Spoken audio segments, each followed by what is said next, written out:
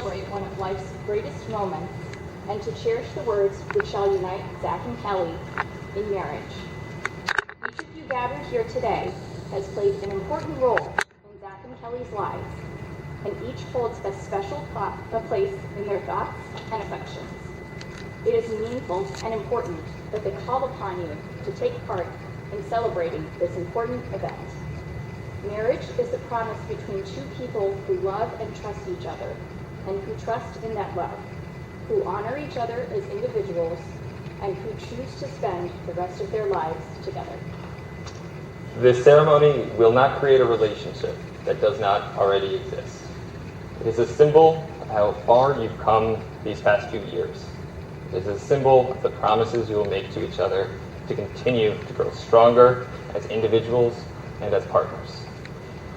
No matter what challenges you face, you now face them together. And no matter how much you succeed, your success will be shared together.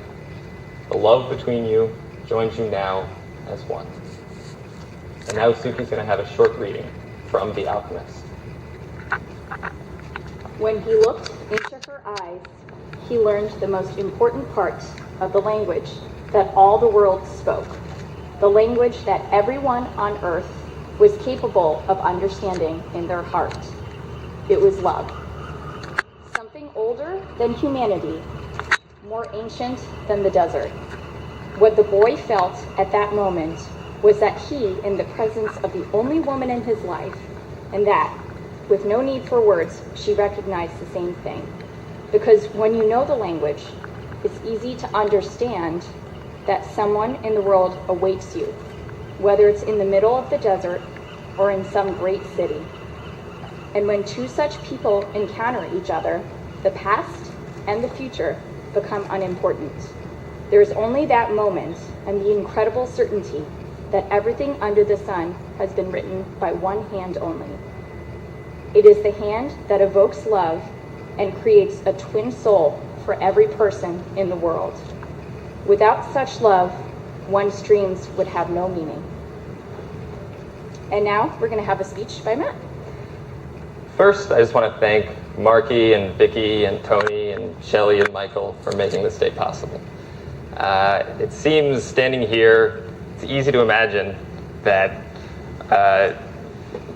this relationship was predestined. It seems easy to imagine that, assume that this day was sort of an inevitable consequence of the two people that are here, that they're soulmates. But I don't really believe that's totally how this works. Destiny can only take you so far, and attributing this whole relationship to fate, it sort of cheats what you guys have done. You build trust, you build love, and you build your partnership together. And Zach and Kelly, since the moment I've met them, have been constantly building together. What stands out from my first meeting with Zach and Kelly is that they are instantly compatible and wholly kind to each other. When I first met them, they had dated for only about 3 months. And while no one spoke about it at the time of that first meeting, I was being vetted, I think. I was seeing if I was going to be a keeper. Kelly asked me to spell my last name, I remember that. And I was like, well, that's nice.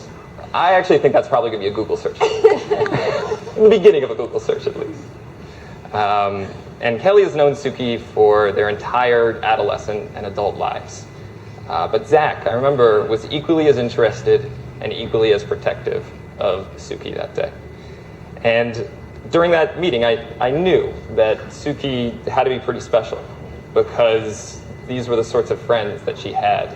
And that even though these two people had only dated for 3 short months, I knew that they were already beginning to build that world together. And I think it is rare that you sort of get to experience the full arc of somebody's relationship.